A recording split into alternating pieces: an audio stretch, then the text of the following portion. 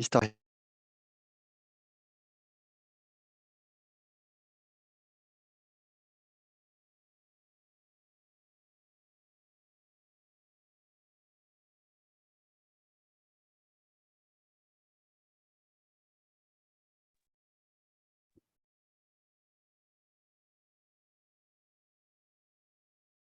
Good morning, good evening, good afternoon, ladies and gentlemen.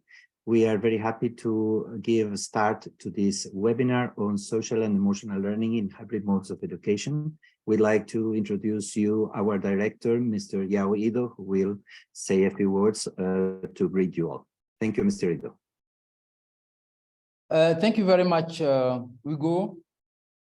Dear friends, dear colleagues, dear partners who have organized this webinar with us. I'm taking the floor from Abidjan, Côte d'Ivoire, and not in the capital city, but in an environment where the quality of the sound and the image may not be that clear. I'm sorry for that. But really, let me, as Hugo said, welcome you all for having accepted our invitation. I would like to also express all IBE colleagues thankfulness to you for this, and also tell you that we are really happy to have this webinar with you today. Ladies and gentlemen, dear colleagues, the world was already experiencing a learning crisis before the onset of the COVID pandemic. This crisis is visualized as multi-dimensional, affecting the learners as individual persons, as well as the learning opportunities, processes, experiences, and outcomes. By calling for the Transforming Education Summit in New York, TESS Summit, the Secretary General of UN invited the world leaders to take strong actions to transform education, namely by addressing the continuing learning crisis and learning poverty challenges, by ensuring equitable access to digital teaching and learning, and by focusing on foundational and transformation literacies as a key for transforming education, curricula, and pedagogy.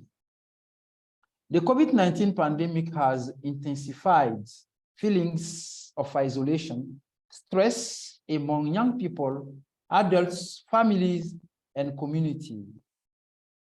During these challenging times, social and emotional learning has provided a powerful means of support and connection.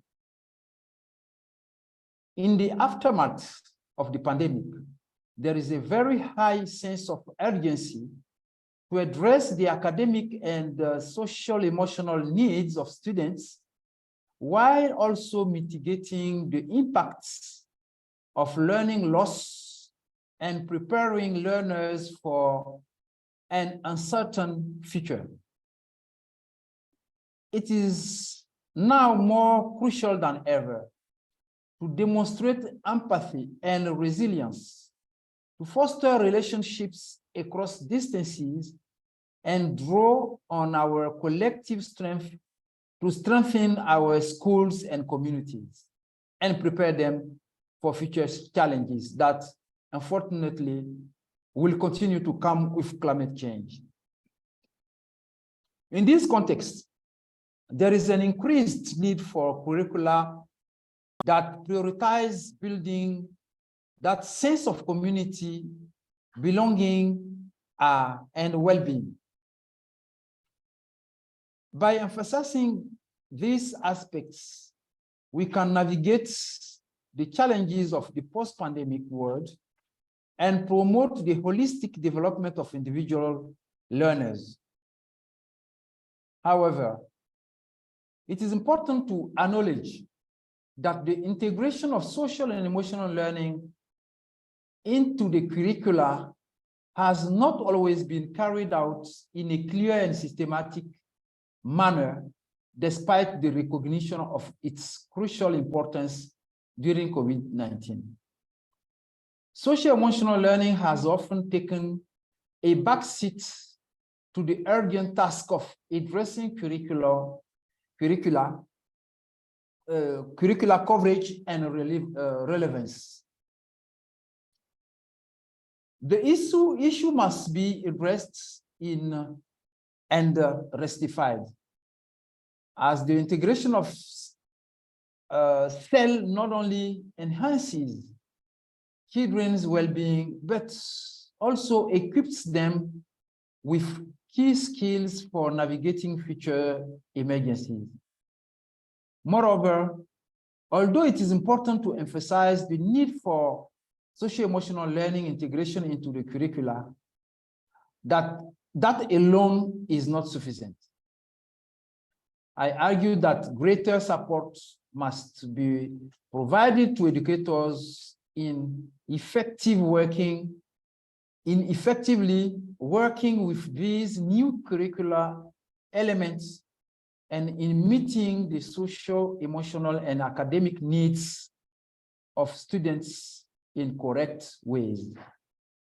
Key strategies to achieve this may include investing in comprehensive teacher training programs, adapting professional learning opportunities to align with current demands, fostering mentoring relationships and exploring new teacher roles, and also creating dedicated time for educators to collaborate with one another and other stakeholders.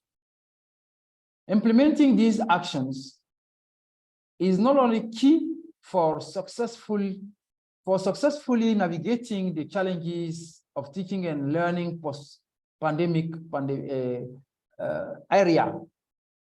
By taking these steps, we can also indeed effectively incorporate socio-emotional learning into the curricula in a meaningful and impactful manner.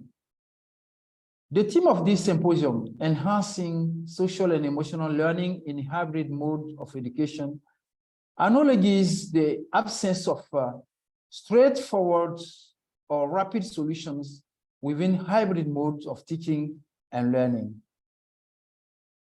However, it is a key step towards finding those answers and building genuine support for students, schools, teachers, and families.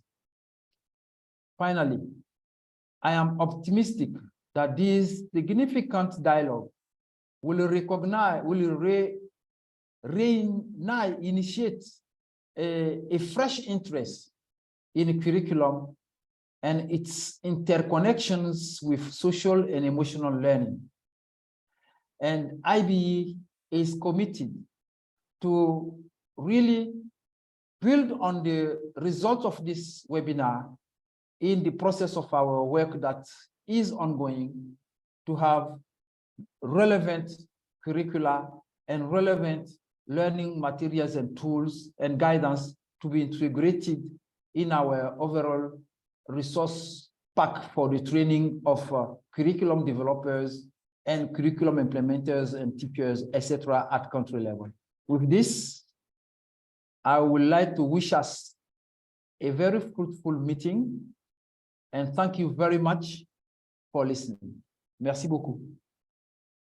Thank you, Mr. Rido, for your words and for a good start of this webinar. We are inviting now Dr. Aaron Benabot and Dr. Jean Bernard to share with us some thoughts on the side of NISSEM. Dr. Aaron Benabot is Professor of Global Education Policy at the University at Albany, with interest in comparative education research and international education policies. He has directed the production of UNESCO Global Education Monitoring Report. In 2018, he served as Fulbright Specialist in Vietnam, teaching courses on the monitoring of lifelong learning, and in 2019 as a high-level expert at the East China Normal University in Shanghai. Aaron is currently lead of indicator development in the 6th year project for monitoring and evaluating climate communication and education, which is developing country climate change education country profiles, as well as a suite of robust indicators of international and regional climate change education patterns to inform intergovernmental and national policymakers of developments in this area. Aaron also helped to establish NISSEM, a network of academics and practitioners advocating for the inclusion of global and humanistic themes, as well as social and emotional learning in textbooks and other instructional materials. After Aaron has finished his slides, then Jean Bernard is an international education consultant specializing in materials development, online content creation, and teacher professional development. She holds a doctorate in educational media from the University of Massachusetts. From 2004 to 2009, Dr. Bernhard held the post of Senior Program Specialist in Textbook Revision at UNESCO Paris and has since worked collaboratively with teachers and writers in several countries such as Somalia, Jordan, South Sudan, Uganda, and Yemen to support the creation and use of quality learning materials. We welcome them and we open the floor to Aaron. Thank you, Aaron. The floor is yours. Thank you so much, Hugo. And I'd like to begin by acknowledging with gratitude this collaboration with the International Bureau of Education, and particularly under the direction of Mr. Ido and the various colleagues who have been working behind the scenes to enable us to come to this point of the seminar. First slide, please. I've been asked in a few minutes that I've been given to provide a little bit of a general context, and I'd like to speak a little bit to the fact that the world has changed, at least in terms of the educational discourse. Jean, maybe you can go to the next slide, please. Has changed in terms of the way in which we discuss educational issues at the international level. Certainly, the shift between the EFA agenda to the SDG agenda was very significant in many respects, certainly an emphasis on quality issues, emphasis on holistic, much more holistic and comprehensive agenda, and also many other things that have come since then, in particular the International Commission on the Futures of Education that set forth an incredibly informative and critical new report, and also the recent work in revising the 1974 recommendation, which in some ways was a prelude to many of the issues that are being covered today. And over the last couple of years, we've also seen UNESCO invest a lot of time and energy in different international fora with respect to education for sustainable development and global citizenship education. The other things that have occurred in the last few years is a huge transformation in the digitalization of education, both with respect to the curriculum, all kinds of computer assisted educational tools that have been made available in many different contexts, certainly not all. Many countries have made a huge effort to share and enable students to gain skills through various kinds of computers and workbooks and notebooks and so forth, and in fact also gain access to the internet based on in changing the infrastructure. In fact, this was one of the benefits under SDG 4. The other important emphasis is issues around equity, trying to address the digital divide, and this has become also a preeminent aspiration and issue. All of this has led many countries to begin to rethink and expand the purposes of education beyond issues of universal access and perhaps acquiring basic foundational skills. Next slide, please. And then in some ways, perhaps one of the most unexpected and certainly very problematic effects that we've all experienced around the world has been the COVID pandemic that had a huge impact on schools in many, many countries, sometimes short term, sometimes for much longer periods of time. All of us are aware of the extent to which many schools closed, either entirely for long periods of time in certain parts of Africa and Asia, sometimes for shorter periods of time. This really disrupted the kinds of usual routines that students and learners were used to. As we heard, many people had noted the kind of learning crisis that existed before the pandemic. In many ways, it seems to have deepened and been exacerbated, certainly some of the inequalities both within and across countries. And perhaps very relevant to today's seminar, a renewed interest on the well-being and basic health of both learners and educators, which helps to justify the importance of also looking at social and emotional learning. And the other part that I think was also unexpected that emerged during the pandemic is the willingness of a lot of countries to engage in fairly bold and innovative reforms in their educational systems, things that would not have been conceivable prior to the pandemic. But since there was such a disruption to so many of the routines and an acknowledgement that business as usual would not be the best way forward, lots of interesting innovations took place during this period of time. And as we also heard from the IBE director, and with this I'll end, well, I have a few questions in the next slide, but the world has really come together and talked about the importance of transforming education. The use of the notion of transforming is very different from the kinds of goals that had been envisioned up until now. Really kind of systematic adjustment to the ways in which schooling is provided, the kind of curricular structures that are embedded, and the kind of pedagogical skills and resources that teachers and other educators have available. So this brings us to some of the key questions that today's seminar will seek to address. And first and foremost, how do we conceive of social and emotional learning? How is it conceived and conceptualized and practiced in many different regions and countries and different cultures? Keeping in mind, there is no universal way of understanding social and emotional learning. What kinds of ways is social emotional learning being mobilized in order to address some of the emergent challenges, both with respect to issues of war and peace and also the climate crisis, but also issues about more things to do with learning and the acquisition of basic foundational skills. What kinds of strategies and policies are countries utilizing and expanding in their integration of social and emotional learning, both within the curriculum and in various kinds of hybrid models of education?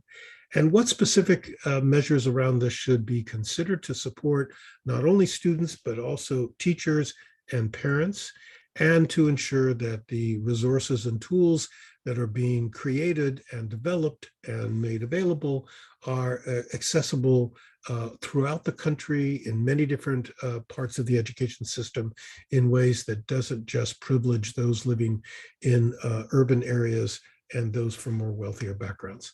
And with that, I'll turn it over to my colleague, Jean Bernard. Thank you, Aaron. Thank you, Ugo and Mr. Ido, and many thanks to IBE for organizing this seminar.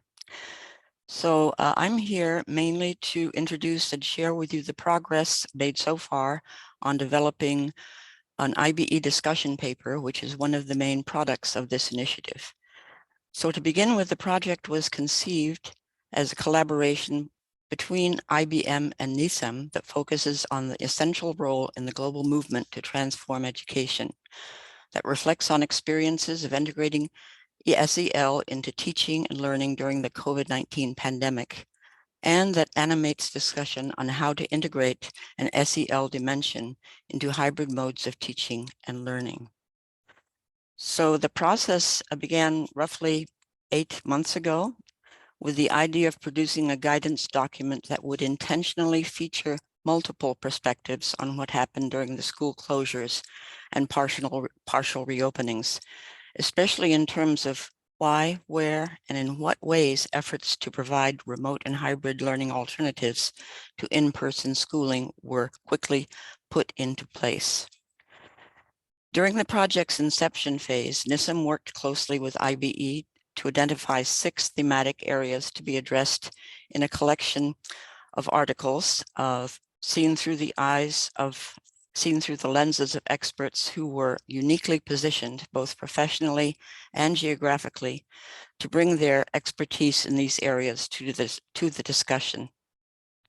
In casting a wide net, we were fortunate to catch and engage a truly extraordinary group of individuals working in 5 of the world's regions to draft their reflections and present these to you in summary forms today. So in many ways, this is a world premiere.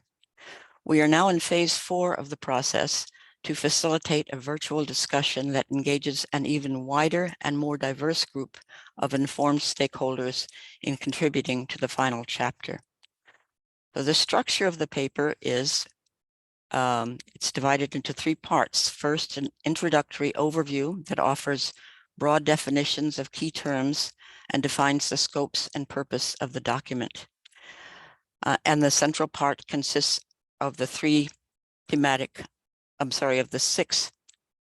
briefs, and the third, a very short but impactful and final call to action, which is still in process. So the way forward,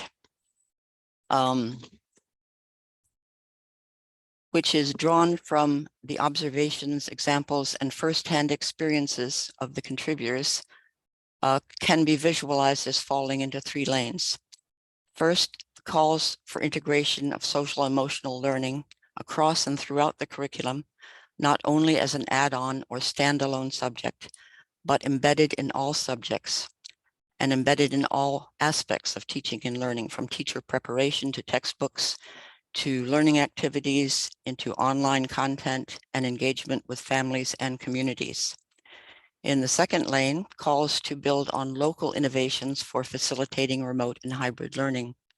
Recommendations in this lane also call for harnessing the power of emerging technologies and platforms, including generative AI, for better or for worse, applications like ChatGPT and its siblings in the movement to reimagine and transform learning. And in the third lane, contributors call for education systems, as Aaron has previewed, to ensure equitable access to learning resources, including online and offline resources and tools. As one contributor has put it, resources that are high-tech, low-tech, and no-tech.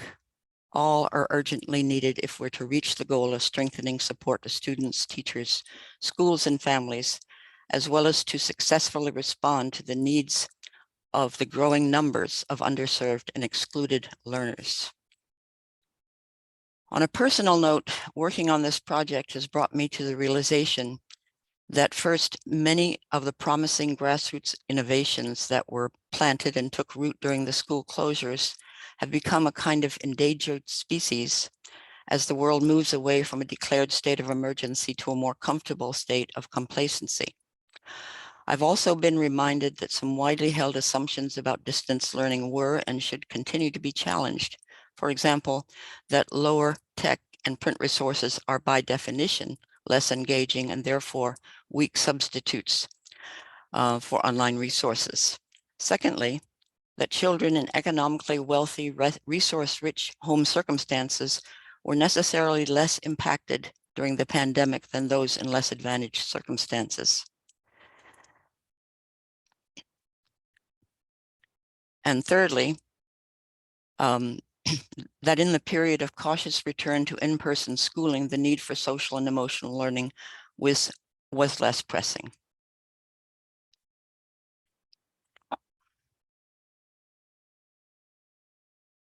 So even though the World Health Organization has declared an end to the global health emergency, I submit to you that the crisis in education is far from over, and the need for social and emotional learning is more pressing now than ever.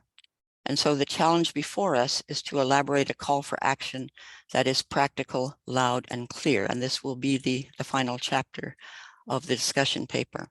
A call for action that builds on the compiled recommendations of our expert contributors, that integrates suggestions from the global education community, starting today with this webinar, and that distills all this into a clear and concise set of concrete recommendations that can be translated into coordinated action. And so with that, I thank you for your attention. I hope the presentations you're about to hear will serve to inform, inspire, and enlighten as we move to the next phase of our collaborative work. Merci beaucoup. Thank you very much, Jean and Aaron, for your for stating the objectives and the process where we are embarked. And so I'd like to remind the audience that we are going to listen and see the presentations of our 6 contributors that Jean mentioned as the main pieces of the paper that we are building together. And the first one is a presentation from Dr. Reinhard Peckron. He is an expert and professor of psychology at the University of Essex in the UK and the Australian Catholic University. His research areas include achievement, emotion, and motivation, personality development, and psychological assessment and evaluation.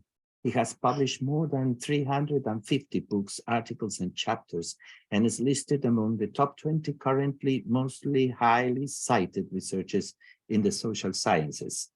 This work was done in collaboration with 2 co-authors, David Putwain and Michael Wigglesworth, who work at the UK. They will not be presenting today, but they will may be available to answer questions later. And Dr. Peckron has recorded his presentation as he is currently in Australia and the time difference didn't allow him to participate live. So we are asking our colleagues at the IBE to put the floor to the recorded presentation of Dr. Peckron. Good morning, good afternoon, good evening, wherever you are right now. Dear Jean, Renato, and Hugo, thank you so much for the invitation to contribute. This is really an exciting and timely initiative. And thank you all for attending. I'm going to provide you, as agreed upon, with a short overview of the chapter that we are contributing to the planned volume. Let me share my screen. The chapter is entitled Social and Emotional Learning, Evidence, Challenges, and New Directions. And my co-authors are Dave Putwain from Liverpool, John Moores University, and Michael Wigglesworth from the University of Manchester. The chapter consists of 5 sections: conceptual foundations, what is SEL, interventions supporting SEL, lessons learned from the COVID-19 pandemic, SEL in remote and hybrid modes, and in conclusion, we derive a few tentative guidelines for policymakers. Conceptual foundations, what is SEL? It's an umbrella term. It's used to denote a broad variety of social and emotional competencies: self-awareness, self-regulation, positive emotions, pro-social behavior, efficient decision-making, and so on. Maybe best known is the conception provided by the Collaborative for Academic, Social and Emotional Learning, CASEL, in the USA. This conception suggests that the social and emotional competencies can be grouped into 5 broad categories: self-awareness, self-management, social awareness, relationship skills, and responsible decision-making.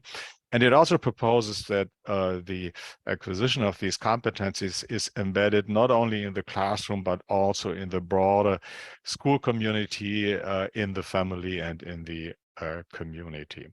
Each of the 5 categories is thought to consist of a number of single competencies, 40 competencies overall. For example, self-awareness, the competency to integrate personal and social identities, to identify personal, cultural, and linguistic assets, to identify one's emotions, to demonstrate honesty and integrity, and so on. CASEL conception has clear strength, but there are also a few weaknesses. Some of the categories remain a bit fuzzy and come with jingle-jangle fallacies, using one and the same term for different competencies. and using different terms for one of the same competency, which is a problem for communication. And there are also a few important areas that are not considered in this conception. For example, developing students' open-minded and curiosity.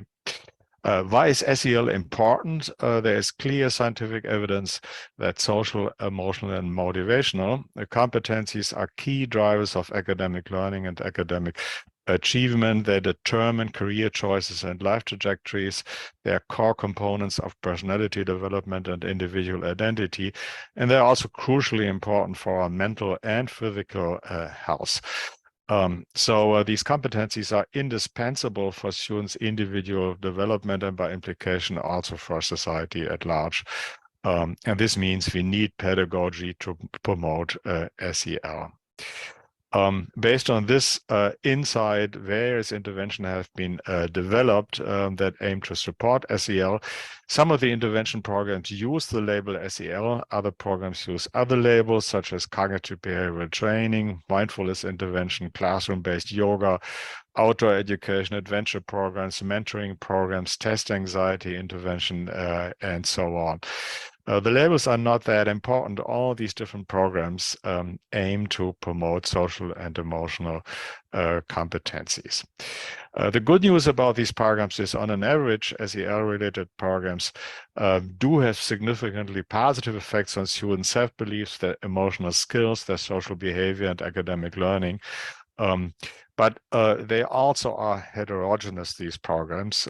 They include different varieties of components and procedures. And as one of the consequences, the effects also vary. There are some programs that have really robust evidence for strong effects. For other programs, the evidence is less convincing. So when selecting and adapting programs, it is necessary to carefully attend to their components, to their procedures, to their effects, and also to their side effects. And we also should not forget all these programs can only work if they are embedded in a larger classroom and schools culture that supports SEL. And we also should consider that students learn social and emotional skills not only within, but also outside of SEL programs. Social and emotional learning happens on a daily basis in the classroom, in the peer group, in the family, and so on, which means that one alternative primary way to support SEL is to change classroom practices and educational policies in a way that supports SEL. And we cite avoiding high-stakes testing as an example in our chapter. What's the lessons we learned from the COVID-19 pandemic? We observed since the onset of the pandemic a decline of students' mental health, more anxiety, depression, social problems, and so on for the vast majority of students. We also observed that online and remote modes of SEL were either not available or rolled out too late. But at the same time, there's evidence that students with strong social and emotional skills were more resilient all over the years. They showed less decline in academic performance and less decline in mental health. Which means under conditions of a pandemic, we need SEL even more than ever. And this then also means that we need to build remote, online, and hybrid modes of teaching SEL under these kinds of conditions. So SEL in remote and hybrid modes, careful development is needed, I would say. We know from the e-health literature that e-health interventions do not always work. Success is not guaranteed. We need to also consider not only advantages, but also side effects and costs. But there are really promising prospects. For example, using advanced technologies such as virtual and augmented reality can really be promising. At the same time, we need to consider that effective training of social skills often does require in-person physical interaction. So in the end, it's about achieving a proper balance of remote and in-person SEL. In conclusion, we then derived 10 guidelines. Do include SEL in the curriculum. It is effective. Second, carefully selected the programs that are effective and match policy aims, budget constraints, and the values of stakeholders in your country. Adapt and revise programs to be effective in your country and its cultural context. There is no program that would work in the same way everywhere. Ensure high quality implementation, teacher training, involvement of stakeholders, involvement of external experts, and monitoring of the implementation may be especially important. Trialing, adapt programs in smaller trials before scaling them up to country levels. Rolling programs out that are ineffective may be costly without bringing any benefits. Launch research to develop online SEL that can be used in remote and hybrid learning. This is a task that has not really been tackled yet in no country. Support educational practices that promote SEL, also beyond designated SEL programs. At the institutional and systems level, secure sufficient funding, reduce structures that undermine SEL and include SEL in teacher training.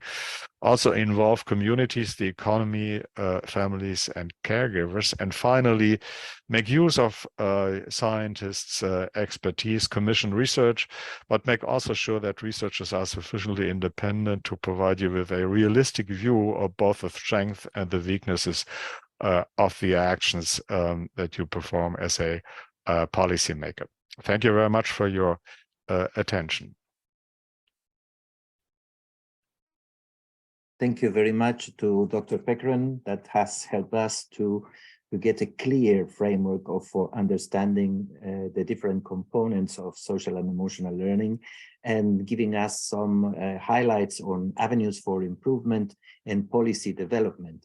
This first chapter will be a kind of umbrella chapter that develops some ideas and concepts that maybe in the following contributions will be developed more in depth in relation to specific cases. So now we would like to introduce you to Michelle Guzman. Michelle Guzman is an early childhood educator with an experience of 8 years in the classrooms of the Dominican Republic. Currently, Michelle is supporting education from her role in Instituto 512, where she leads learning programs and academic events for teachers and principals' professional developments. We welcome Michelle, and we would like her to start sharing her screen and her presentation. Hi, Michelle. The floor is yours. Thank you, Hugo. Oh, sorry. Here I am.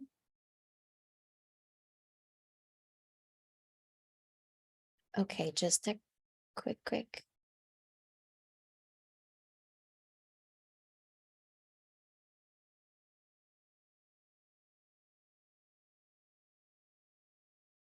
Okay, sorry. So here I am trying to do it as quick as possible. Thank you for your patience. Okay, so let's do it old school. Hello, everyone. Hope you all are doing great. My name is Michelle Guzman, as Hugo said, from the Dominican Republic, and so glad we get together to discuss these topics. In this section, we will listen to strategies, experiences, challenges, and lessons learned post-COVID-19 to strengthen SEL. So enjoy. As we know, COVID-19 brought a new wave of attention to the social and emotional learning. And when COVID hit, I bet all of us remember the different efforts we all did in all our countries in continuing providing education services to all students. However, all we live like anxiety, uncertainty, loss, among other emotions, reminded us that social and emotional learning is essential to students' education, because these skills is what help students to successfully manage every day with all the challenges that come along. Also, evidence confirms that schools are essential for promoting social and emotional skills. In schools, children are exposed to experiences that provide several opportunities for them to manage their emotions, to develop a positive self-image, to understand themselves and others, to foster relationships, to take responsibilities for their own actions, among others. However, how this plays in hybrid modes of education? Well, back in 2020, Katzman and Stanton stated that students that were connected with access to technology and continued education were probably more productive, and as a consequence, their emotional intelligence levels were raised. Therefore, a strength, social and emotional learning and skills provides opportunities for students to increase their satisfaction and success and to continue with online learning. Now, going back and again, reviewing our memories before COVID-19, we already knew that students need social and emotional skills for learning, right? And who are the ones that implement the integration of dynamics for students' self-development? Teachers. However, can teachers implement it? There is little systematic measurement or data about the state of development level of student social and emotional skills. Also, before COVID, and according to CEPAL, Latin America was considered one of the world's most unequal regions regarding development opportunities such as quality education, health, economic income, internet, and less than 50% of the region had connectivity to the internet. And we know that during COVID, this was how education continued in most countries. In addition to this challenge, the pandemic also revealed weak social and emotional skills and a lack of technology for autonomous learning. Now, talking a little bit about the lessons learned from experiences to strengthen self during post-COVID era, we came up with 3, could be more, but here are the first 3. The first one is value what already exists.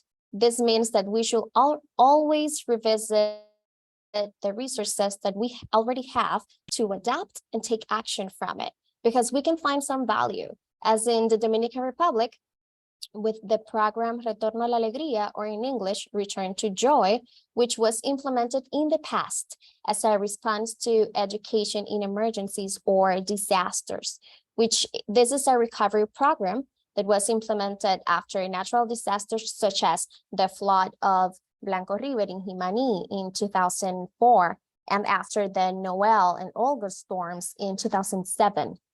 In September 2021, when schools reopened in this country, both face-to-face and hybrid instruction, this program was quickly updated to support post-pandemic psychoaffective processing students.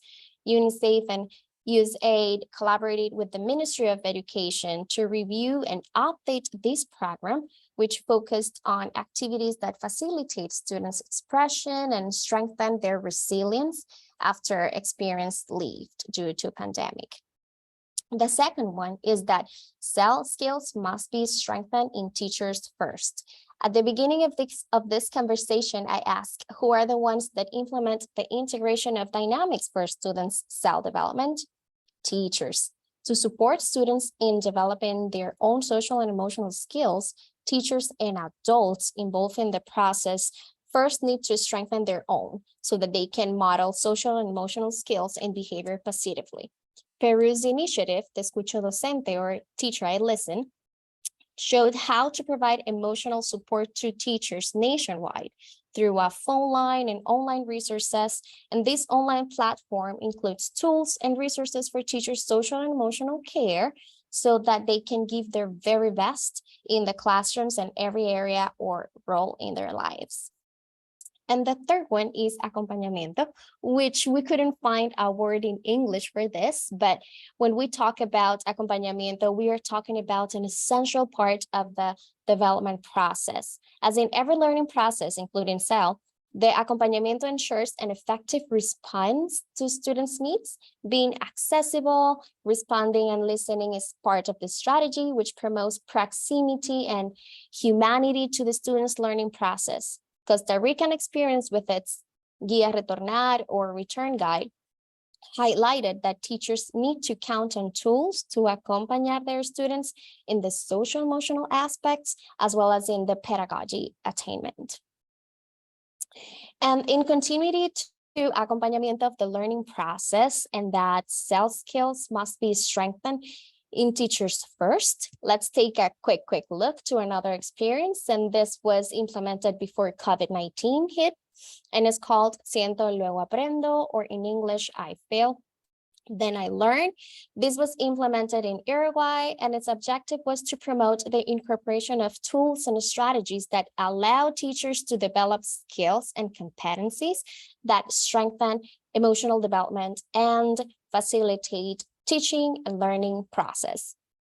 A finding from this project was that the intervention model of the project had its starting point in teacher teams. So dialogues, interactions, and learning communities are also important in this development process.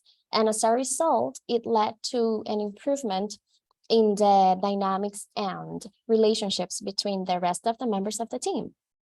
Besides, and according to the results of the evaluation and monitoring tool from the perspective of teachers, students improve their performance in all targeted dimensions, such as self-awareness, knowing others, disposition of learning, and others. So according to the results, motivation towards learning had grown by 54.3% in one of the study schools and by 48.5% in the other schools studied. So these results are just a reminder that self and academic learning are connected. Now, moving forward to think about recommendation for the future, we propose 4 to begin with. The first one is expand integration of self throughout the curriculum. Even though several countries in the region incorporate self in their curriculum in one way or another, some still need to clarify what social and emotional skills need to be developed in the classroom. What this recommendation seeks is for teachers, which are the ones in the classroom, to have a clear idea of what competencies to focus on at every level of education, and according to the student's specific need to his or her stage of development. Therefore, probably countries in the region can create, strengthen if they already have, or adapt existing frameworks and or taxonomies for self to guide schools leaders and teachers to integrate it into the curriculum in all areas in a very detailed, precise, and concrete way. The second recommendation is to continue and strengthen teachers' social and emotional skills. And well, we talked a little bit about this importance. So teachers must also count on alternatives and options at hand when in need of emotional support. This help can come from the Ministry of Education, as it was made in Peru with the Escucha Docente initiative. And basically, it is important to define concrete spaces for teachers to communicate with experts when in need and to foster the development of their own social and emotional skills. This was a way to support them and to also provide them with tools to develop their own selves so they can give their very best to their students. The third one is to increase access to technology and develop digital competencies. And it is not said that technology is the answer to overcome every educational challenge. No, technology is just a door that opens to limitless tools that enrich the teaching and learning process, as well as increases opportunities and access to education, as it was shown in the experience during the COVID-19. And I'm sure that all of us have experiences about it. When we increase this access and provide acompañamiento to teachers, they will be able to improve their digital competencies to adapt their practicum and respond to a changing ecosystem. In this process, to adapt their practicum, teachers also need to adapt their instruction to students' need in every mode of education and be able to create opportunities to foster students' social and emotional skills for autonomous learning, to foster motivation and reduce students' dropout. The fourth recommendation is develop and refine tools for diagnosis, monitoring, and use of data. And this one goes hand by hand with the recent comment of teachers adapting their instruction. Data provides the opportunity to improve the decision-making process based on results. Hence, it is essential to determine where the students are in their social and emotional skills to help them develop and strengthen these skills. To achieve this, it is necessary to create tools to diagnose students social emotional skills and to monitor their progress.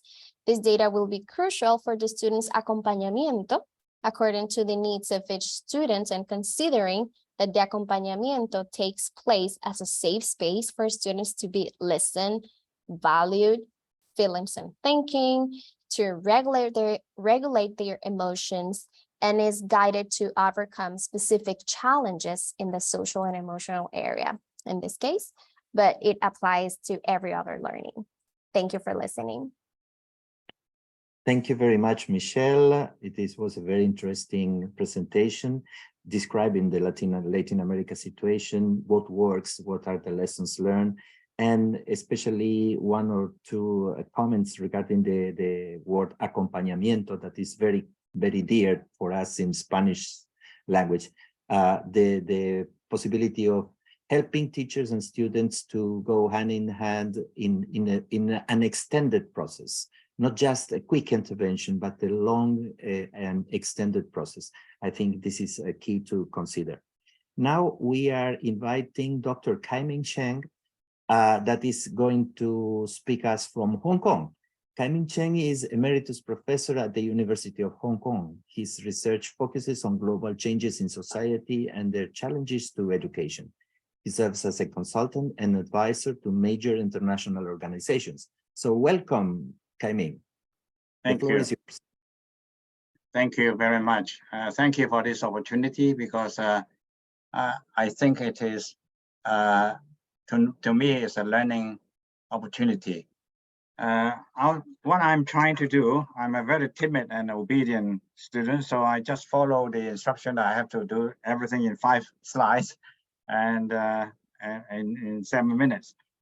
What I'm trying to do is to tell this audience what happened in Hong Kong, and then I don't think I can say I will recommend this to anybody else. Now the one context is the suspension was very long, so due to social unrest even before the COVID-19, and then we have almost 3 years of school suspension. I say school suspension, I do mean school suspension. It doesn't mean school closure. Teachers still come to prepare their lessons and so on and so forth. And from last September, we have half days, and then full day only started only 3 months ago. It's only in March that the mask is not mandatory. So it is overall a pandemic situation. The second context is in all these Chinese communities, we share the same slogan, although we never communicate with each other. The schools are suspended, but learning continues. This is quite opposite to the notion of, let me continue. There's a notion of professionalism in all the Chinese communities. There's no matter what happens, you have to take care of the students' learning. And school-based governance has always been the case, and the school autonomy is very, very much built into the system. There is also community partnership, as you can see later. A lot of this SEL, social emotional learning, are actually prompted by NGOs or church bodies or even business sector. And then what the government has done is the hardware provision. Basically, we don't have any particular corner where students don't have laptops. We call it large screens, either laptops or ThinkPad, and many charitable bodies provide free SIM cards to students. So this is more or less the context. Learning loss, yes, in covering the preset syllabus, online learning is not going to replace conventional learning. And many of our schools tried in the beginning, try to catch up, right? And try to borrow what is in the classroom and put it into a movie, into a video, and put it into the classroom as if it is a replacement. This doesn't seem to work. yes, there are still losses in the covering the syllabus, and it's still going on to recover. But there are gains otherwise. For example, more students are doing self-directed learning. Teachers are changing their role from instructor to a learning designer, because they are no longer under your nose, and you have to think of what can I do to make sure the students learn. Another one is exactly what the theme of this webinar, social emotional learning. And it's to our surprise. Some will say that you have no physical contact. How can you have social emotional learning? Social emotional learning started by concerns about students' depression and so on and so forth, but eventually becomes a widespread ingredient in almost all schools. In almost all schools, and they have found all kinds of ways to, despite the school suspension. And many teachers found that because they are online, they are on screen, some students, for example, otherwise would have skipped their attention, come into their attention, and they conducted, say, online home visits, online individual conversations. I found, for example, students in extremely poor home conditions, students who have no parents' care, and so on and so forth, which they would never realize under normal classrooms. So it is quite a quiet education reform. Teacher and students' relations have changed. School and families' relations have changed, because a lot of, for example, for parents, a lot of these online courses, no matter what it is, has to involve parents. And therefore, you have to engage parents about their emotions, about their attitudes toward children, and so on and so forth. So parents used to just complain about schools, now become allies to schools. This is what I can briefly introduce what happened. This is quite common in primary schools. Many teachers believe that the first thing about social emotional learning is to let students know what emotions are.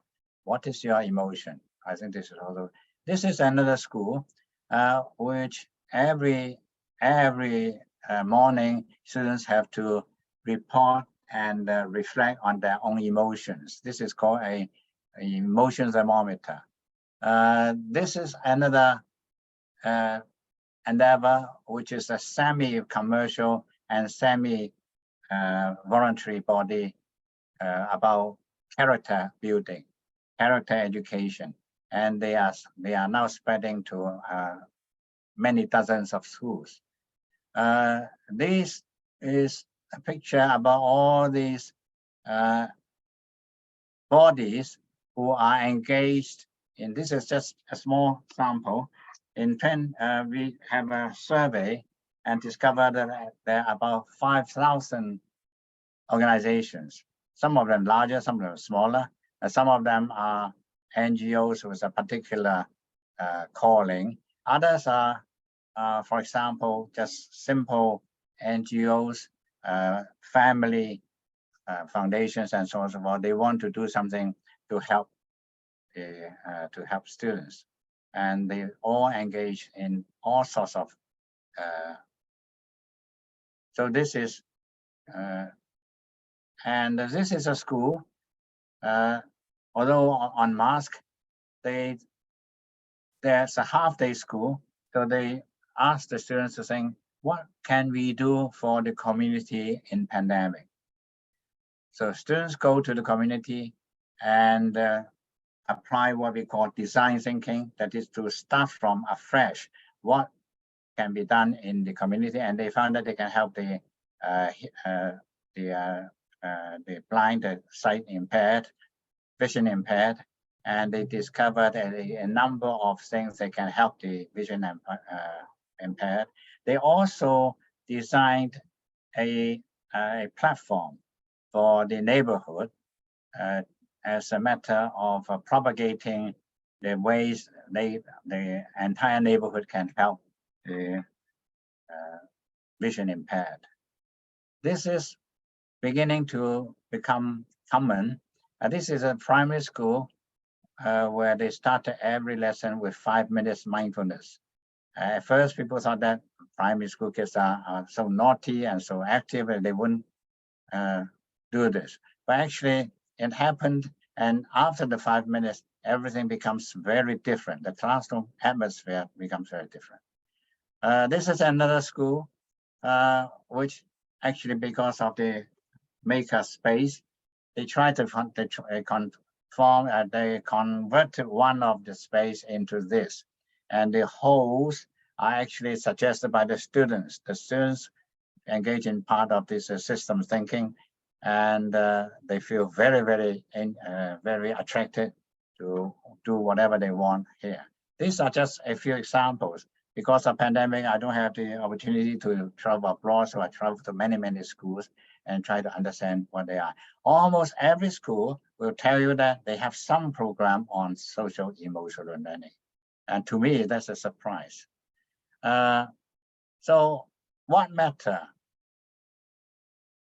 I think the importance of SEL is not only because of the pandemic. In a fragmented society and individualized society, it becomes very important for individuals to have a strong and sound social emotional dimension. Because in the past, when you are in the big organizations are the mainstream, when you are in organization, your personal social emotion dimensions are often masked by the organization's protocols, rules, and regulations. But now, very many young people are going on their own. Or if they are not on their own, they change their jobs, change their careers very often. So it is more important than ever because society requires individuals to be stronger. Blended learning is inevitable. And now with ChatGPT, it's even more pressing. And technology will advance regardless, right? No matter what you do. But we have to make use of this, and this is happening in Hong Kong, to make use of this opportunity to provide students with more autonomous learning. The pandemic for us is a very unusual experiment. We would say that almost it is a prelude to the future because this will come anyway. So I have three simple observations. One, it started as remedial and healing, but now it becomes an enrichment. People think that this is what we should have. It's not only about examinations and marks and scores. Second, is from teaching to learning. We now talk about social emotional learning rather than how to teach it as a subject, as a syllabus, and so on and so forth. And also, it is from government policies. Government has no intervention at all. You know, it supplies support, but now to many NGOs. So this is what I want to share with the audience. Thank you. Thank you very much, Kai-Ming. It's been a very enlightening presentation of what is going on in Asia. And I'd like to highlight a couple of things. The role of parent involvement in the development of cell-related activities and how the NGOs as the third sector have been contributing to produce new alternatives. And maybe one of the interesting points you made has to do with how can we how can we make the emotions a visible thing at the school? How can we make it a part of learning? And this is a very relevant idea that we can ponder on. Now we are going to listen to a recorded presentation of Dr. Mahabali. Mahabali will present about the expansion of teachers' roles and responsibilities in the framework of SAL education. She is a professor of practice at the Center of Teaching and Learning at the American University in Cairo. Dr. Bali's research interests include educational technology, e-learning, blended learning, and digital pedagogy. She cannot be present today because of other commitments, but she has left us a very interesting recording that we will listen into it now. So thank you, Jean-Louis. We go to Dit. Assalamu alaikum. Hi, this is Mahabali from the American University in Cairo, and I'm going to be talking about strengthening social and emotional learning in hybrid modes of education, building support for students, schools, teachers, and families. And just to be clear on the context in Egypt, where I come from, there's a big variability in class sizes between private higher education, such as my institution, the American University in Cairo, and public higher education, which has much larger classes, and the same variety between private schools and from private to private schools. Same kind of differences across infrastructures within the schools, the kinds of softwares and platforms that they deploy, and the kind of technical capability of the student population, and of course, the teacher population as well. So everything that we say about blended and online learning has to be taken in that context. And of course, when COVID happened, some of the key challenges were lack of teacher preparation. They had almost no preparation for teaching online across the board. Supporting students' emotional learning, socio-emotional learning was not something that they necessarily were trained in, and they were definitely not trained in how to do that online. They didn't necessarily have the digital literacies to use the technical platforms that they were offered or asked to use, and therefore were not always able to select the most appropriate tool fit for the purpose. And there were no support networks for teachers to help them through this. And of course, the pandemic itself created social isolation, and so that impacted both students and teachers' well-being. And of course, the cultures in Egypt, the cultures in the schools and the culture as a whole did not center well-being and learners' social and emotional needs. And then, of course, there was the added challenge of the variability between students' own access to their own devices at home, having good internet infrastructure that works well for video conferencing, for example, variability in their digital literacies, and their capacity to learn autonomously, and in the kind of home support that they would have. And so some of the SEL strategies, a lot of these are curated in a website that I'm linking over here.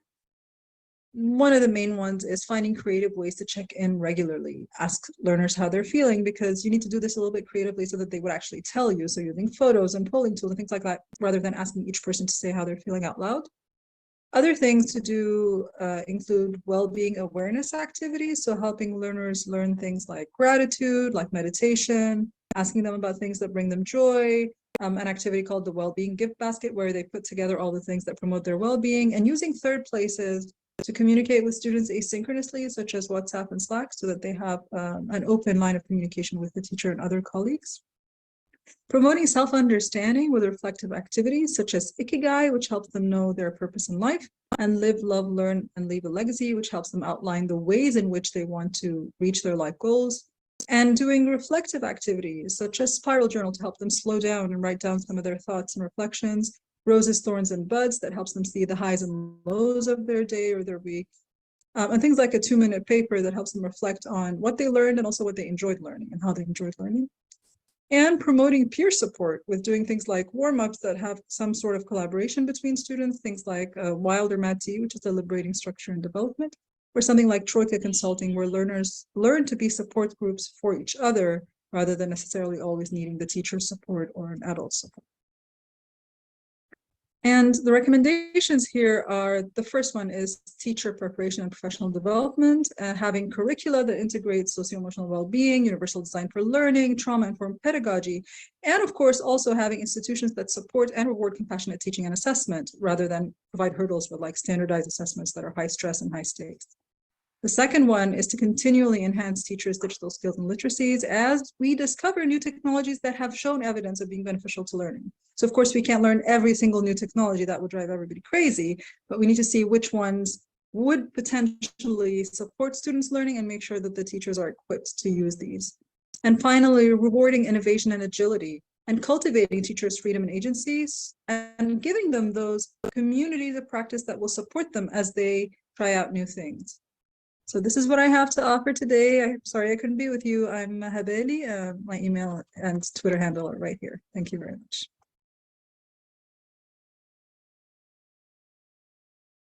Thank you very much to Dr. Mahabali, who has given us a very interesting and presentation on regarding some of the issues that we deal with when we are trying to make at the same time SAL education and at the same time hybrid education modes. I would like to highlight one point. This is that the importance of cultural background for each of our countries or regions, because the way we process emotions and the way we deal with emotions may be slightly different in different contexts. So this is a dimension that we need to keep in mind. We would like to invite now to take the floor to Dr. Maurice Nkusi. He is an international expert of UNESCO IBE. He's an academic and education technologist, a researcher and practitioner. He works mainly from his country in Namibia.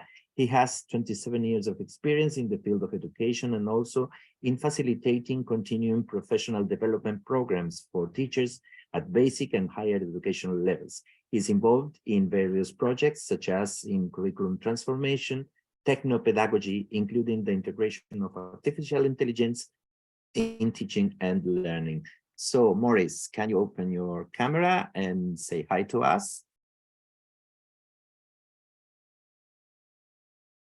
And the floor is yours. Good afternoon. Yes, no, thank you very much, Hugo, for this opportunity.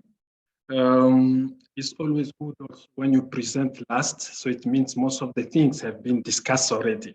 But I'm going just to emphasize on some of the things that have been done, but I will focus on one very important thing, which is how school management or any learning management organization can foster social-emotional learning to ensure that it is implemented successfully in schools.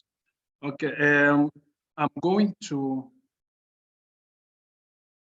my presentation. I will start with putting things in context, at the African context. When we talk about social and emotional learning, this concept started long before COVID. And for example, in the African context, cell is somehow connected, is aligned to some of the African values. And during the COVID, some of these key components of cell have been really more looked at education level, including in the normal life that students, parents, and the whole community went through. So we are saying that during COVID and post-COVID, I have always a problem to say post-COVID. It's like COVID is over, but I think somehow we're still in the COVID era. So COVID-19 had significant impact on SEL implementation, and technologies had accelerated its integration in education. So the pandemic transformed SEL as follows, focused on mental health and well-being, because the experience of COVID was something unusual, as Prof. Sheng said. Remote and hybrid learning, something that no one was talking too much, suddenly becomes the mode of operation to ensure that learning continues in schools, integration of technology innovation in the curriculum, that most of schools, even universities, they were just doing it without seeing the importance of it. But COVID immediately supported those who are practitioners in this area, people to understand that technology is very, very important. Family and community engagement, where they had some issues and they have to work together in order to look at the solution. Trauma-informed approaches, emphasis on resilience and coping skills, addressing inequalities and disparities. So this is what the pandemic brought as transformation on the social and emotional learning. But in the same time, during the pandemic, COVID-19 highlighted the importance of resilience, empathy, self-awareness, and problems. And these characteristics, these attributes are also embedded in some African cultures where students, where learners, where children are raised to be empathy, to develop self-awareness, whatever they are doing. So the question is, what is the role of the school management or any organization involved in the learning processes of the learners? How this management can ensure that SEL is implemented successfully. So here we have 5 roles that we identified that actually schools management can take consideration. But before to talk about this, Aaron, the first one who presented this afternoon, said something very important around education transformation.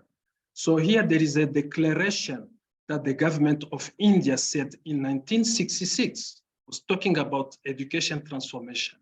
The government said the most important and urgent reform needed in education is to transform it, to endeavor to relate it to the life, need, and aspiration of the people, and thereby making it a powerful instrument of social, economic, and cultural transformation necessary for the realization of the natural goals. For this purpose, education should be developed so as to increase productivity, achieve social and national integration, accelerate the progress of modernization, and cultivate social, moral, and spiritual values. So you can see the word social is coming all the time. And now we can say with confidence that social and learning should be a competency that the learners should develop at school level. So I think this should be really well captured in the curriculum. So the first role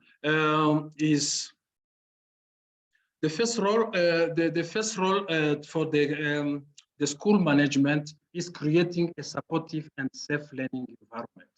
There we have some actions. Very important is to establish clear policies and procedures, providing professional development of the staff on how to handle this task, encouraging positive relationships between all the school community, provide support at risk learners, and so on. Another very important key role of the school management is promoting positive relationship among learners and between learners and staff. So this really is the core structure of a school in order to be operational. So we have some actions as well, establishing clear communication strategy among members in the school, encouraging positive interaction, provide conflict resolution training. By the way, when it comes to training conflict resolution, I think we need also to look how we can support politicians, because you can see what is happening in the world is really very worrisome. Modeling positive behavior, building a positive school culture, encouraging student leadership, encouraging parental involvement is very important because they have a huge influence with the learners, the children.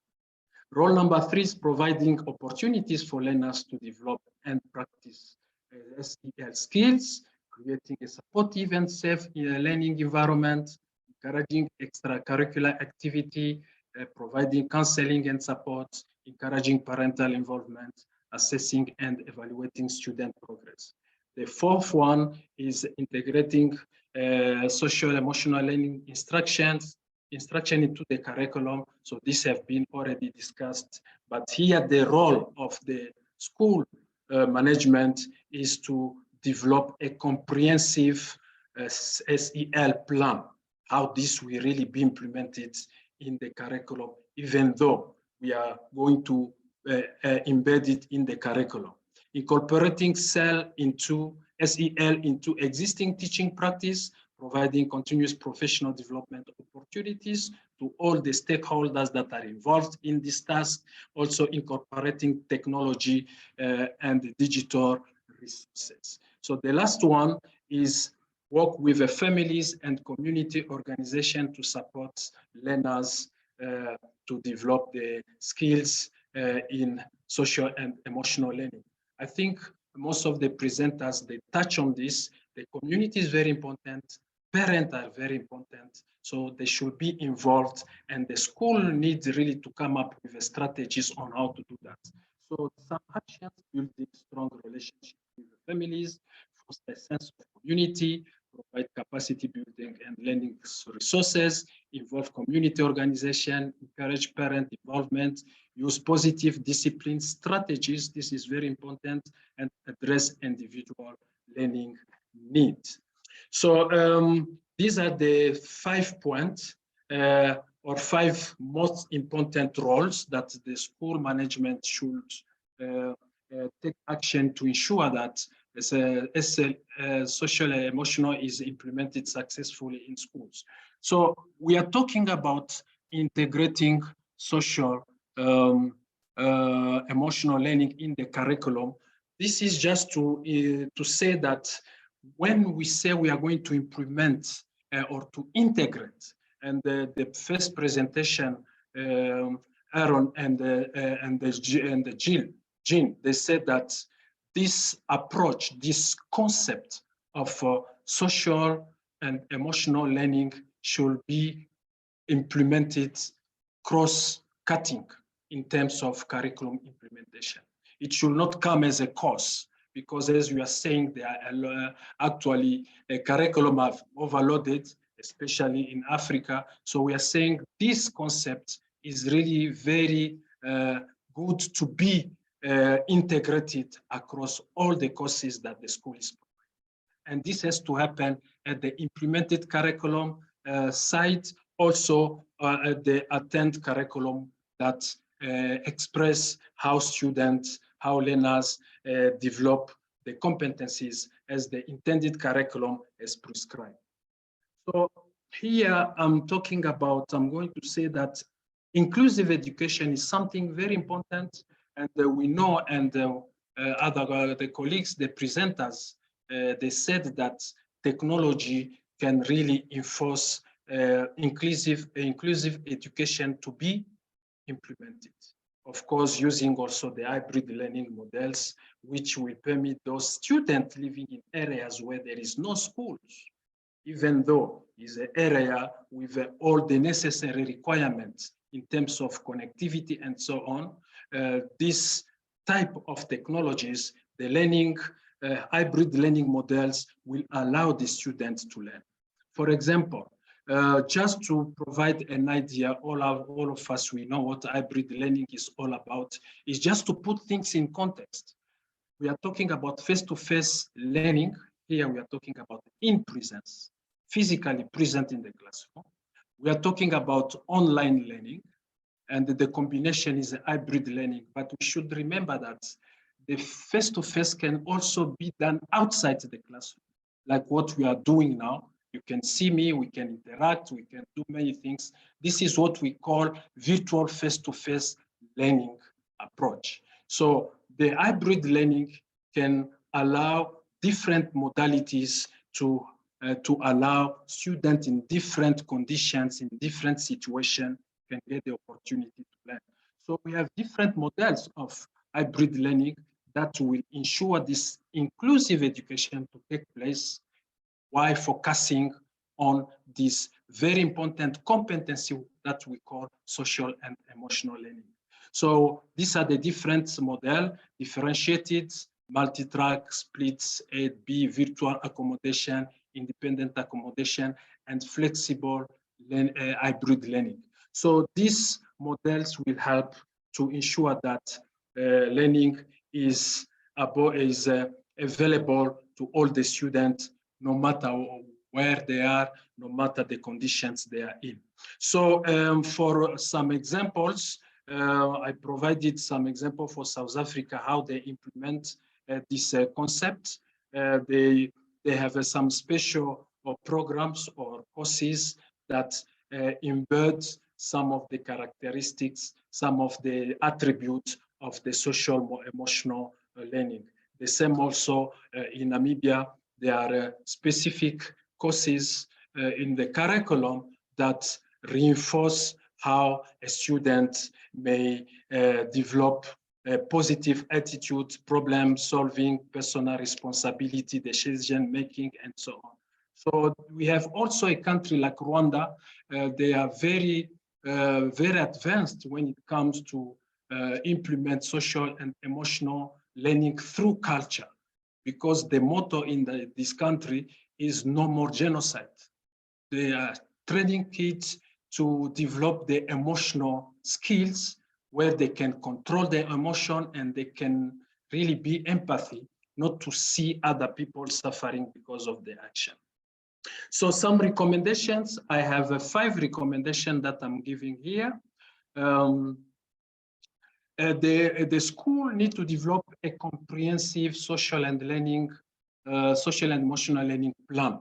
How this is going to be implemented, bringing together all the stakeholders. Develop a stakeholders collaboration strategy, develop a school-based integrated SEL curriculum.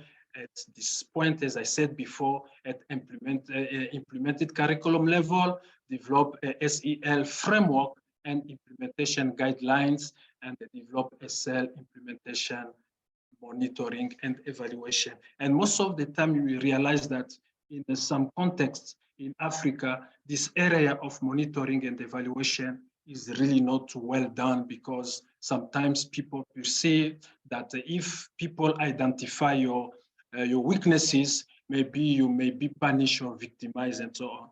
But it is very important to make sure that in this context, in this framework of SEL, monitoring, evaluation, in general, quality assurance, to be really something that has to be supported very well.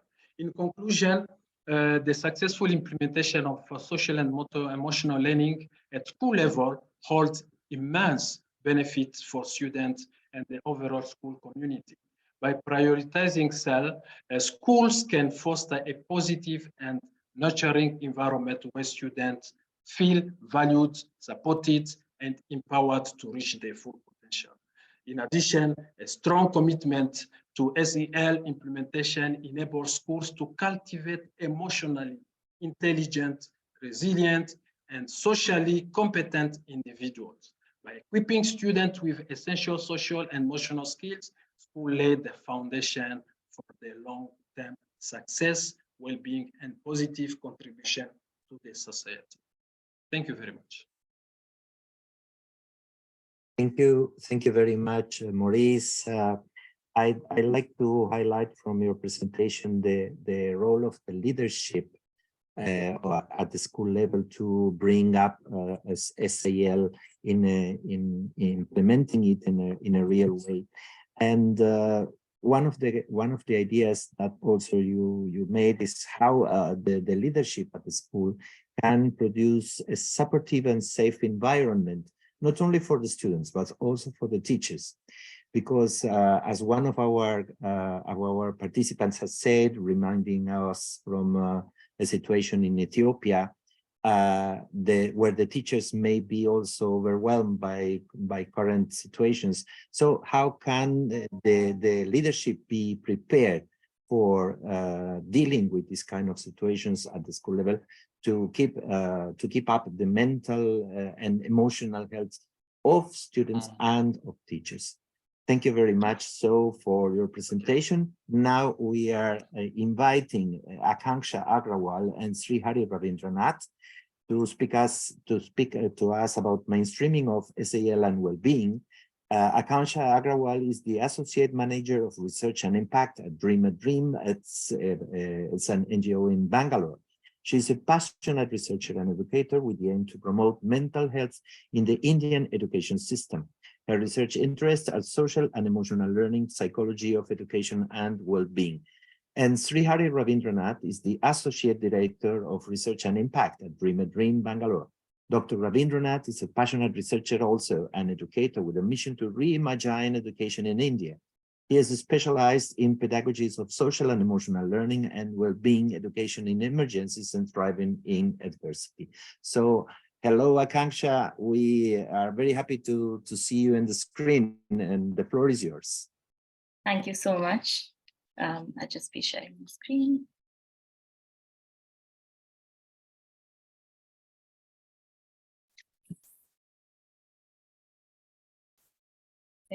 Great.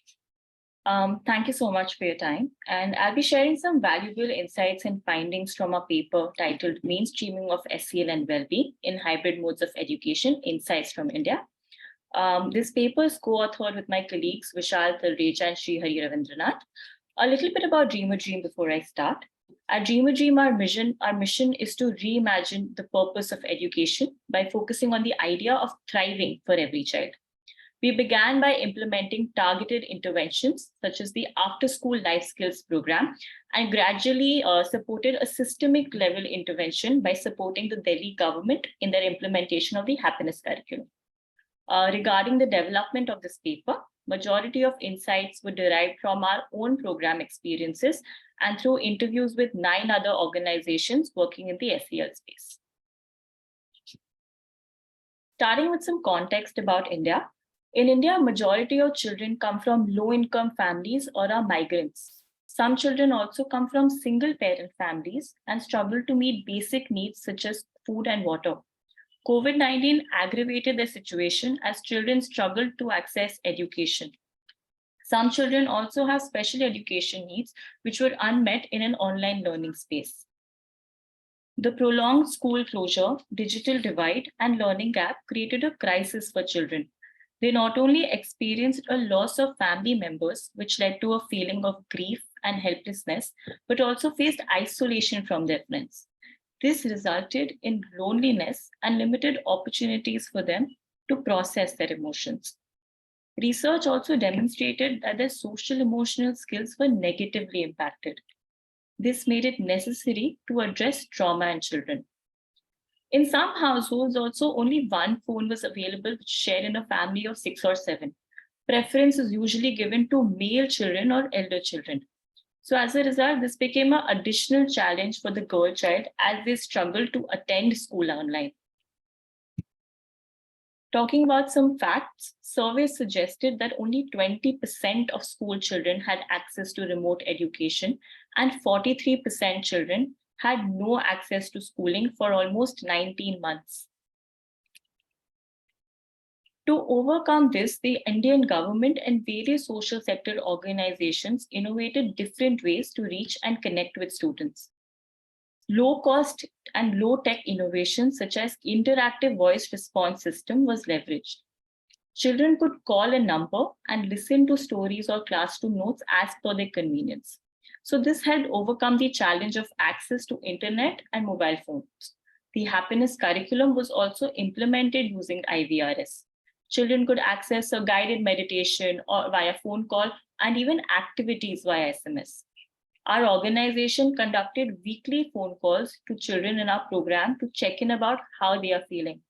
By doing this, we were able to give a space to children to identify and talk about their feelings in this uncertain period of time. To meet the differentiated needs of children, organizations designed differentiated curriculum according to the age group to meet the social and emotional needs of children. Some started weekly webinars which use storytelling, poetry, or drawing to help parents connect with children. The government also enhanced their digital education portal, which helped teachers create and implement content using a standardized template for free. This made it easy to move from an offline setting to an online setting. A key aspect of these innovations and initiatives was that these were delivered in the regional language. As India is a country with a diverse number of states with different languages, this increased access to education.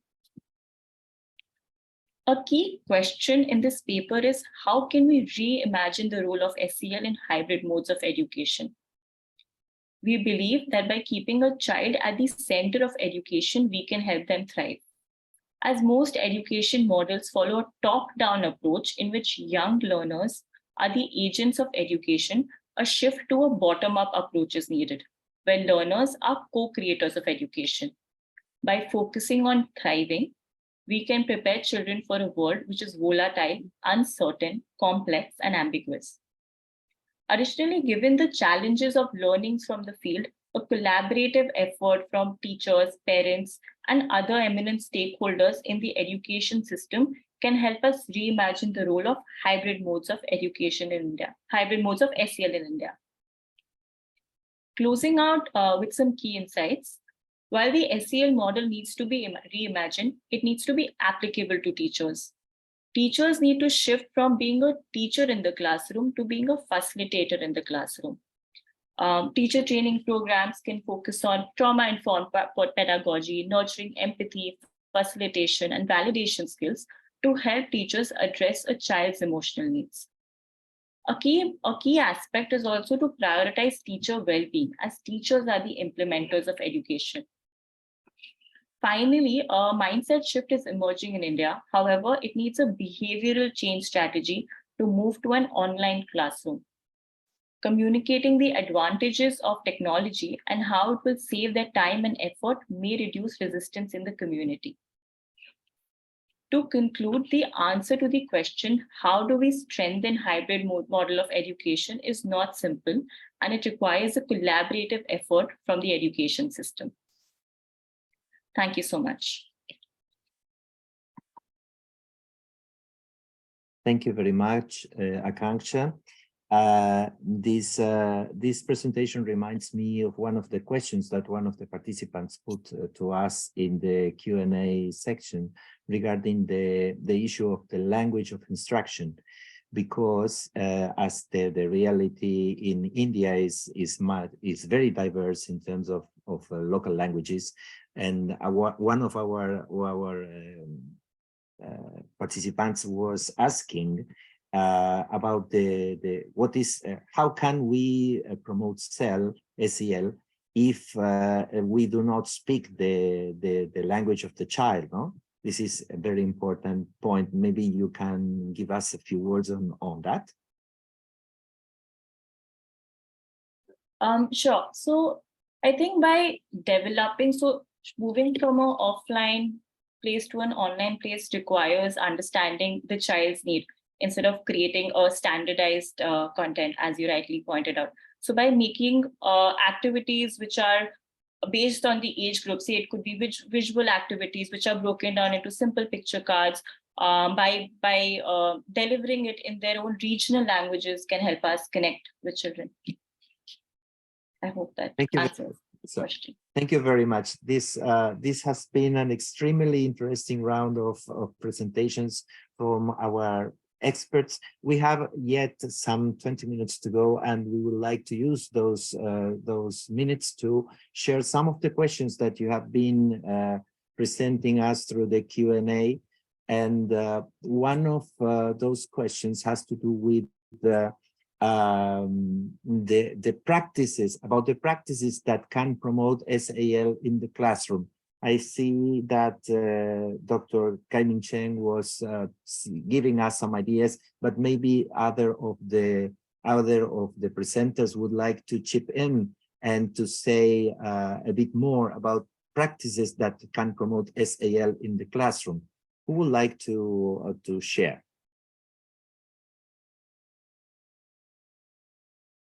Are you there? Oh, I can chip in and probably Yes. Okay, thank you, build Michelle. up on that. Yeah. So some self practices could be regular check-ins, and some of the presenters also mentioned that. I think Valley did, with students, and this could be done one-on-one, but also in groups, preferably small groups, so students can share in a self space how they feel, their thinking, concerns. Also, another way could be incorporating mindfulness and self-reflection exercise for students. Techniques such as deep breathing, meditation help them to manage stress and develop self-awareness too. Or another practice could be promote self-regulation and goal setting with the aim of helping students to stay focused, manage their emotions, to succeed in every challenge that they could be facing. And these practices could be done in every mode of education. Of course, there are more, but I'm sharing a couple of them. Hope this works. Thank you, Michelle. Also, Dr. Cheng is raising his hand. Yes, Please, Doctor. what I see in Hong Kong and other Chinese communities is that social emotional learning is not limited to classrooms. Of course, classrooms can play a role, but the blended learning has given us the flexibility about space and about time. One of the schools, for example, reorganized the whole school. It's a primary school, and organized every morning. There's a large lecture, like universities, on language, mathematics, English, and science. But then it's followed by different classes to digest what they have obtained from the large lecture. And then in the afternoon, it's all small group, 5 to 6 small group tutorials. And so whether it is social emotional learning or other learning, I think the classroom can be very flexible. If we, even after pandemic, we can use some of the time, the school time, for flexible use of the space and time. Okay, thank you, Keming. Maurice, you have your hand raised. Could you take the floor? Yes, no, thank you very much. This is a very good question, because this is asking or is interrogating us how really this concept can be actually practiced in the classroom. So we have some examples that we can share here. You know, sometimes students, they have learning difficulties. They really don't follow well in class. So we need to help students to develop that resilience attribute that will help them not to give up. Another thing is about bullying in the classroom. You know, when you put students in smaller group for discussions, they may be bullying other students, but when they understand what empathy is all about, they cannot do that. So there are many small examples, but very significant to support students really to become good citizens by respecting the rules of the society. Thank you very much. Thank you very much, Maurice, for this sharing. One of our participants today is asking about the barriers of implementation. What can work as a barrier to implement SAL at the schools? What is your experience from the practical point of view? What can be hindering the implementation of SAL activities in the schools? And maybe how can they be overcome? So who would like to give some words on that?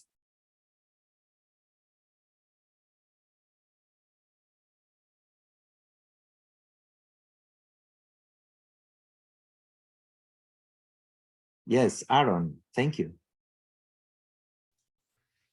I'll jump in here for a bit. I would say that there are maybe two different layers or levels of barriers. So in some sense, your question primarily focuses on school-based or local-based barriers, but I think it's also important to keep in mind, let's call them larger policy or the education system barriers that may be reluctant to integrate social and emotional learning interventions, whether they be program-based or more cross-cutting.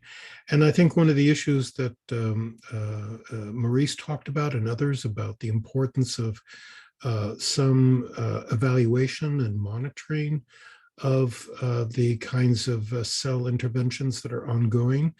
And here I would say that, the evidence, as we heard also from our German colleague, is mixed to the extent that it exists, which I think is a problem in terms of convincing policymakers and other high-level officials about the value of incorporating and integrating in a very systematic fashion cell.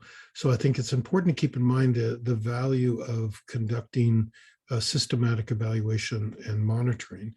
And the last point that I would make here are 2 points, is that, you know, typically much of the evidence has basically said that one of the justifications for including CEL is that it raises the learning outcomes of children in, let's call them, some of the foundational areas like literacy and numeracy. But I think it's also important, and here I kind of pick up the theme that I started with, that in areas that are more likely to be transformative or that involve kind of broader forms of learning, such as around you know, global or international mindedness, or things to do with the climate, or things to do with global citizenship, that are often not as well understood. What would be the connection here between social and emotional learning and these other, let's say, more humanistic and less, you know, less focused areas of the curriculum. And the other thing that I think that we need to keep in mind, and several of the speakers spoke about this, is the incredible importance of addressing the needs of educators and not just the learners. So understanding that the educators really have 2 different roles that they play, both in terms of their pedagogical roles, either as teachers or facilitators, but also as human beings experiencing enormous uncertainty, certainly during the COVID pandemic, and also a deterioration of their mental health. And I think the evidence that we also need to collect is not only how CEL transforms or affects the mental health and state of mind and other kinds of social emotional competencies of the learners, but also of the educators who are involved in classroom practices. Thank you very much, Aaron, for your ideas. Some of the questions here in the Q&A are related to one of the barriers as well for implementing SAL, that has to do with the traditions at the school level. For example, the overemphasis on academic curriculum, and especially the role of assessment. Because if assessment is too much oriented to the conceptual knowledge, then we are not giving its place to social and emotional learning. And also here we have Dr. Pekron, who is participating online through the chat. And he says that the overemphasis on performance, normative performance in the schools is acting as well as a barrier. So I think we need to consider these ideas of when discussing not only with the policymakers regarding the role of SAL and how can we combine it in learning with the conceptual development of students, but also to discuss it with the families, because the families sometimes understand that schooling is just learning about things, and maybe the culture is not yet prepared at the family level to understand the role of social and emotional learning. So thank you for these comments as well. And there was a specific question, maybe one of our colleagues from Italy is working on social emotional learning on Tibet. And this is a quite different issue because we are dealing with people who are a bit older. And maybe some of you could have an idea on how could SAL could translate in the areas of pedagogy or teaching and teachers' competencies for the Tibet. I open the floor for you.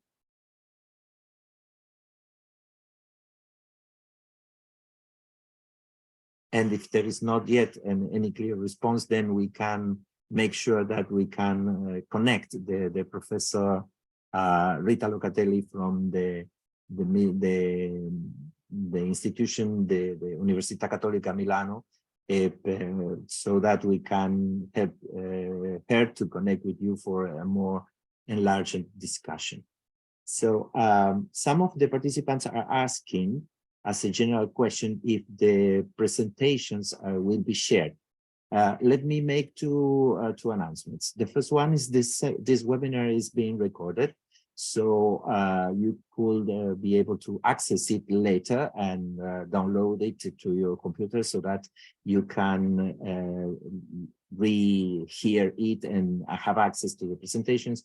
But also the presentations will be made available to you through a dedicated space in a drive.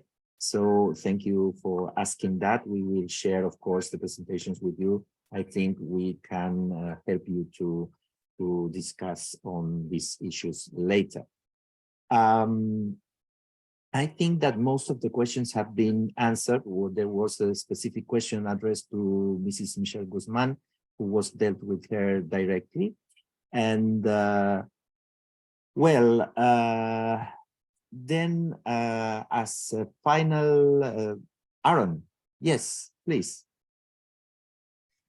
Yeah, I was going to take a crack at the question by our colleague in Italy around Okay, let's do it. And let's make it short. Yes, I'll try. First of all, I think it's a really interesting challenge for us to think about social emotional learning in context of TVET. I think there are some unique characteristics in TVET that are worth noting. As I'm sure Rita's aware, many of the educators and trainers in TVET programs only do so on a part-time basis. Many of them work outside of the schools. Many of them also have limited pedagogical training. So the question would be the extent to which the particular characteristics of educators in TVET programs could be enhanced or enriched or expanded to think about issues beyond the specific skills and technological related competencies that are meant to be conveyed in TVET programs. So I think that there's a very different set of challenges in reaching out to TVET educators that deserves a lot more attention than thus far has been given to it. Thank you, Aaron. And now I give the floor to Kai-Ming Cheng. Yes, I'm just thinking that this webinar and also the book should be the beginning of a new undertaking. I think from the what I've heard this evening, this webinar, it seems that we have some common grounds, but there are diverse views, diverse practices about what social emotional learning is. And I think it is nothing, it's not just another new subject, as some of us have said. It is an important dimension of education whose contents, its modes of learning, and the meaning of assessment are quite different from what we have in the traditional curriculum. So I hope this can be the beginning and start a journey of exploration. We all hope so, Kai-Ming. Thank you very much. And now over to Renato Perti, who is a senior specialist at the IBE, who is going to make a closing remarks for this extremely interesting webinar. Thank you so much, Hugo. Thank you so much, Hugo. Thank you so much to everyone. It has been a very stimulating, very forward-looking and deepening discussion today, and really we all learn a lot. Let me just, as we have discussed, I'm not going to make justice to all what has been said, but I would like to mention 7 dimensions that come from this discussion, at least.